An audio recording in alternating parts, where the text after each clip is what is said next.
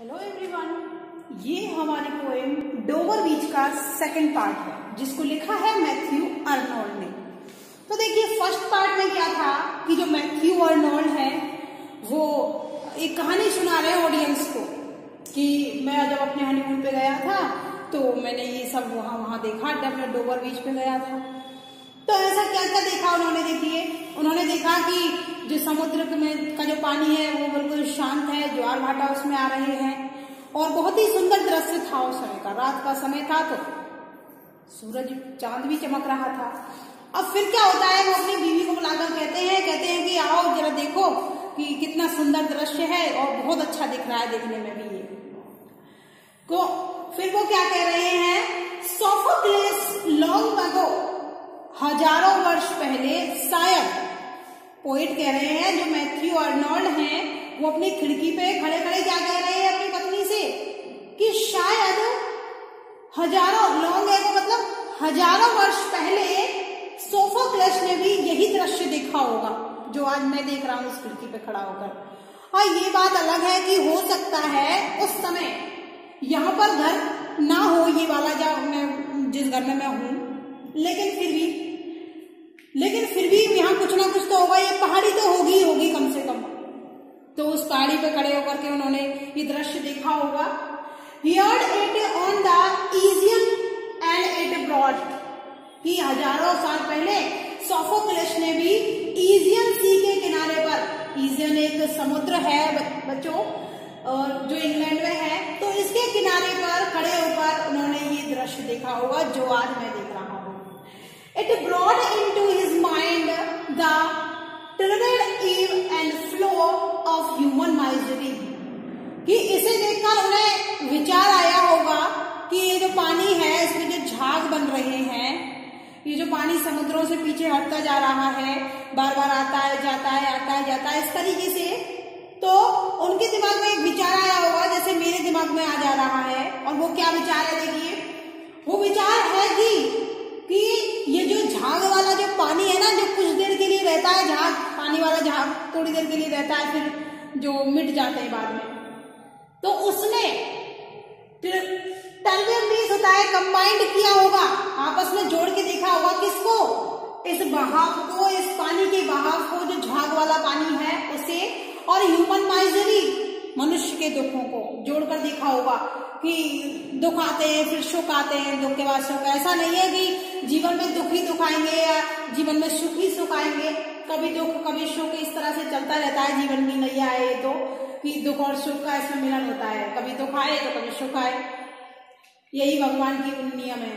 We find also in the sound of thought, कि जो sound मैं आज सुन रहा हूं इस रात में, जो मुझे सुनाई दे रहा है समुद्र में की आवाज आ रही है लहरों की और पत्थरों के टकराने की आवाज आ रही है, कुछ घिसने की सी आवाज आ रही है, तो हजारों साल पहले सोफोक्लस को भी ये आवाज आई होगी और वो भी इस आवाज को सुन करके ऐसा कह रहे होंगे, क्या कह रहे होंगे, Hearing it by this distant northern sea, इसको दूर से सुन रहे होंगे नॉर्थन सी से।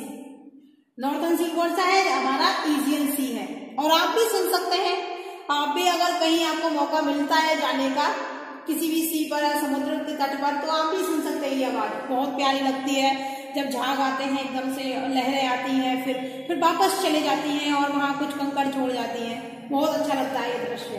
तो वो पोएट यही कह रहे हैं कि जो आवाज आज मैं सुन रहा हूं वही आवाज इन्होंने सोफोक्लस ने सुनी होगी और वही सोचा होगा जो मैं आज सोच रहा हूं। द सी ऑफ फेथ, किसकी आवाज सुन रहा हूं? इस समुद्र की आवाज, जिसमें फेथ, यहाँ पर सी ऑफ फेथ को इससे भी जोड़ा जा सकता है। यहाँ पर पोएट ने इस सी ऑफ फेथ को या इस पूरी लाइनों को मानवों के जो समूह होते हैं, यानी कि जो अलग अलग जो हमारे समूह है उनसे भी जोड़ा है। कैसे जोड़ा है कि हमारे जो सोशलिज्म है, समाजवाद जो है, समाज से जोड़ा है। इसे कैसे जोड़ा है समाज से, कि आजकल क्या है कि जो समाज में जो फेथ है ना, फेथ वो खत्म हो रहा है।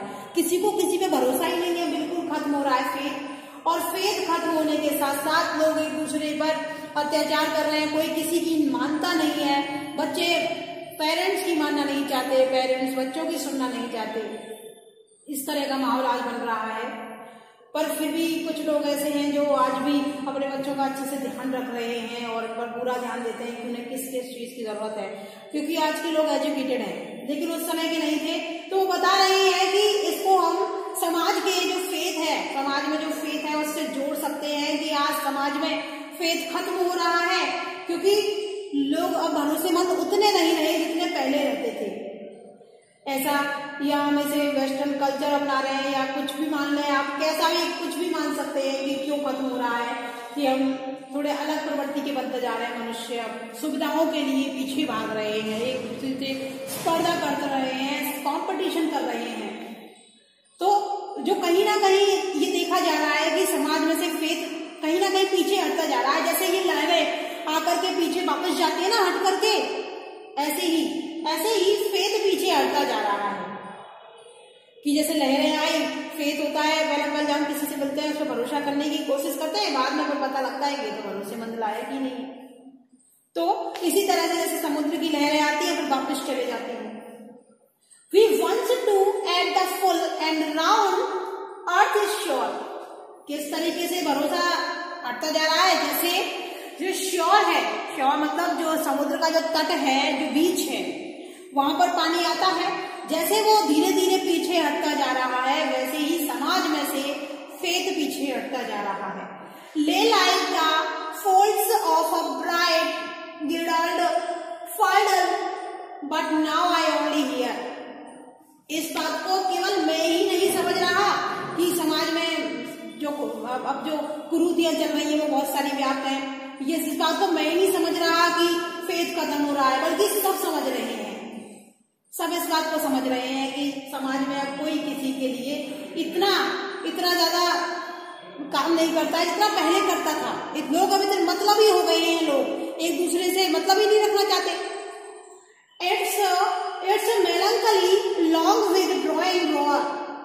इस सब को देख करके मुझे बड़ा दुख हो रहा है, बड़ा दुख हो रहा है। अब मेरी तरह इस सोफोक्लस को भी दुख हुआ होगा किसी समय पर। ये देखो कैसा समाज हो गया है। आज मैंने जब पहले था वो अलग दुनिया थी और आज की कितनी अलग दुनिया हो गई है, तो उसे भी दुख हुआ होगा, बहुत दुख हुआ होगा। Retreating to the belief of the night wind drawn the vast ages buried and naked single of the world।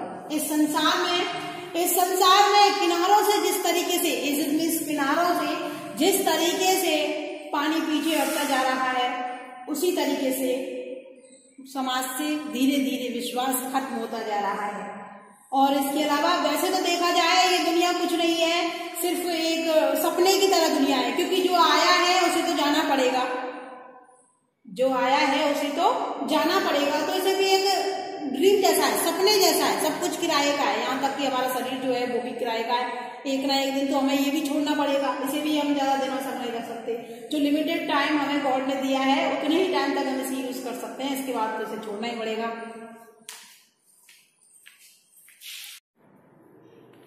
देखिए पोएट और क्या कहते हैं आगे।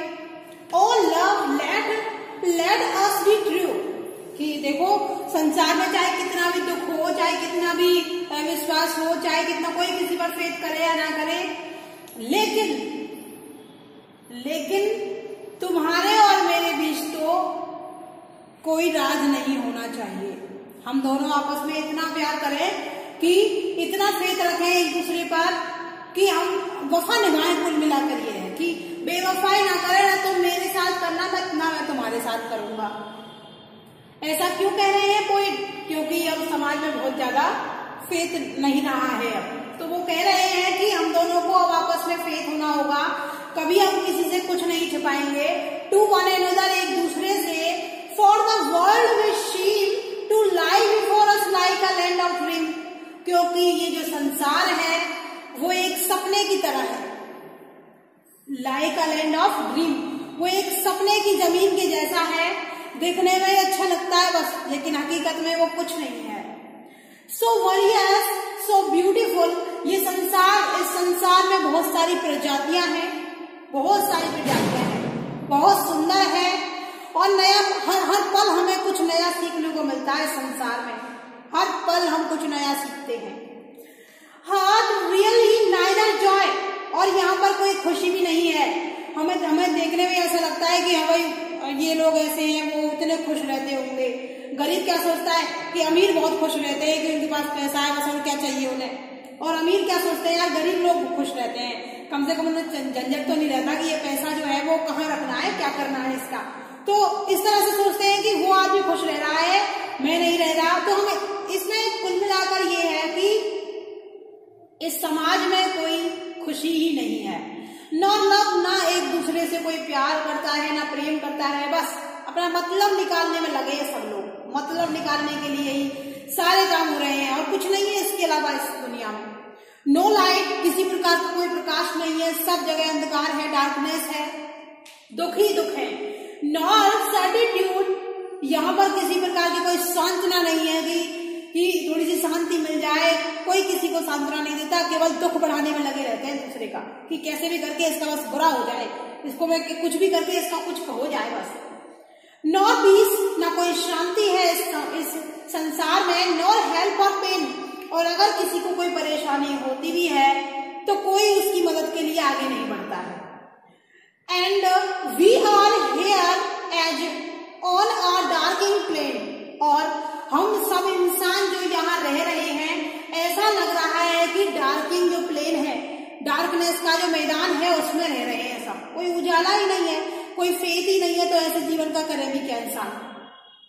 ना वहां डार्कनेस हो, कोई लाइट भी ना हो और फेथ भी ना हो, तो फिर अंधकार ही अंधकार है चारों तरफ, क्योंकि अज्ञानता ने घेर रखा है ना हम सबको। ज्ञान तो हम लेना ही नहीं चाहते। Swept with the confused alarms of struggle and flight, where ignorant are we clash by night, कि यहाँ पर इस संसार में जो अंधकार का जो मैदान बना हुआ है, वहां पर हम लोग ना कंफ्यूज हो जाते हैं कि ये काम करूं या वो करूं, ये करूं या वो करूं। इस तरह से हम कंफ्यूजन में पड़ जाते हैं कि ये सब हमें कंफ्यूज में डाल, हमें सोचने की क्षमता जो है वो खत्म कर देते हैं। कि कंफ्यूजन में जब इंसान होता है तो वो ढंग से सोच नहीं पाता कि क्या करूं, इसको करूं या इसको करूं, तो उसे जरा प्रॉब्लम होती है सही चूज करने में।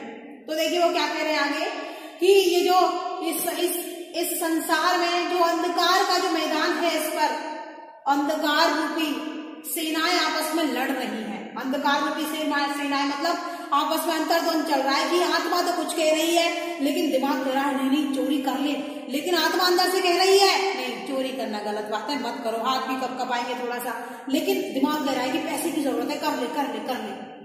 तो वही है ना कि आर्मीज जो है, अब आर्मीज यहाँ पर वो आर्मी नहीं है कि डिशुम डिशुम लड़ाई हो गई और मार दिया एक दूसरे देश ने एक दूसरे को, ऐसा वाली लड़ाई नहीं। मनुष्य का दिल और दिमाग आपस में लड़ते हैं अंधकार की वजह से, क्योंकि कंफ्यूजन की वजह से दिमाग नहीं सोच पाता और सही प्रकार का ज्ञान ना होने की वजह से, लाइट नहीं होने की वजह से दिल नहीं सोच पाता ढंग से। तो यही लड़ाई है दोनों में कि क्या किस काम को कैसे करना है, कैसे नहीं करना। दिल और दिमाग अपना अपना ओपिनियन रखते हैं कि नहीं नहीं तुम तो ऐसा कर लो, दिमाग सोचता है कि चोरी कर लो और दिल कहता है नहीं गलत बात है। आप चाहे कोई भी काम करें, लेकिन एक बार तो आपकी आत्मा आपसे कहेगी कि मैं गलत कर रहा हूं, और आपको पता भी होगा अंदर से कि मैं ये गलत कर रहा हूं या सही कर रहा हूं। तो इस तरह से हमने क्या देखा इसमें कि अब हम एक बार फिर से इसे रिवाइज कर देते हैं कि मैथ्यू अंडॉल जो है वो अपनी साइलेंट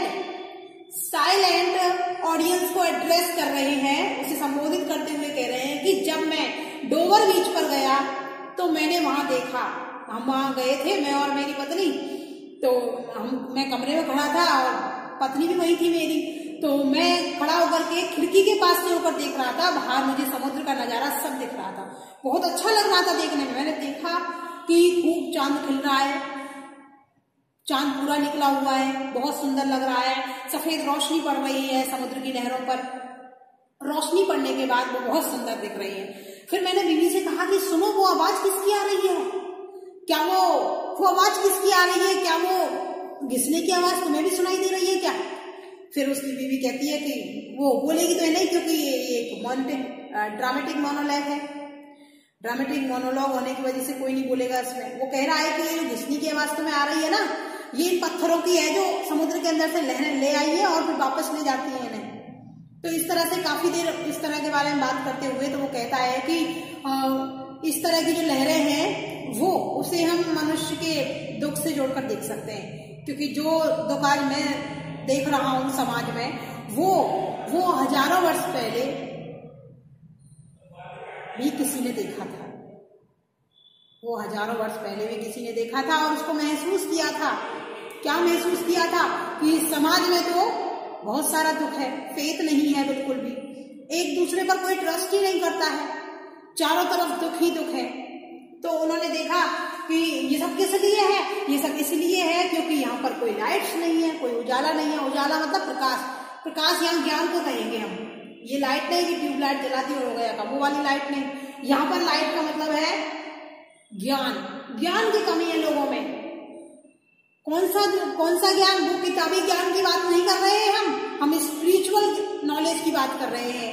जो आध्यात्मिक जो नॉलेज होती है उसकी बात कर रहे हैं कि लोगों को स्पिरिचुअल नॉलेज नहीं है ना, इसलिए उन्हें लग रहा है कि यहाँ पर इस संसार में कोई शांति नहीं है, कोई किसी से प्यार नहीं करता है, कोई खुशी नहीं है, ना कोई किसी दुख में या प्रॉब्लम में कोई किसी का सॉल्यूशन निकाले या उसकी कोई मदद कर दे, ऐसा भी कुछ नहीं है। बल्कि इससे और ज्यादा कंफ्यूजन तब हो गई जब एक ही इंसान का दिल और दिमाग अलग अलग सोचते हैं, तो कंफ्यूजन और भी ज्यादा बढ़ गई कि भाई अब ये क्या हो गया, अब क्या करा जाए। दूसरे से मैं तब लड़ूंगा जब खुद का कर लूंगा पहले कुछ। मेरे दिल और दिमाग तो मेरा ही साथ नहीं दे रहे, तो मैं आगे और किससे लड़ सकता हूँ। तो यही बताया है मैथ्यू आर्नोल्ड ने इसमें। ये मैथ्यू आर्नोल्ड की सबसे फेमस पोएम है और इसके अलावा उन्होंने कई सारी पोएम्स लिखी हैं, उनके बारे में हम डिस्कस करेंगे। Thank you.